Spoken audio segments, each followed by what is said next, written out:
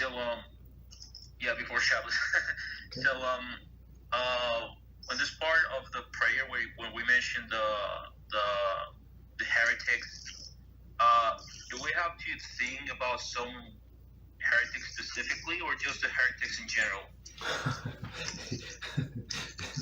If you're going to think about all of the heretics specifically, it's going to take you a very long time, and you don't know all of them personally, right? So we just pray in general, all of the heretics. So some heretics are not known to you, right? So they pretend to be kosher and like Moshe Rabbeinu, but they're actually very big heretics. So Hashem knows what heretics are, and we ask Him to take them out of this world.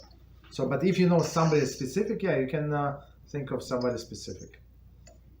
Yeah. Yeah, there's a few things that I think about when I pray that part that I think they have done a lot of damage to Israel, especially these days. Okay. So, yeah. But do not exclude others. Not only whatever these two, but all others as well.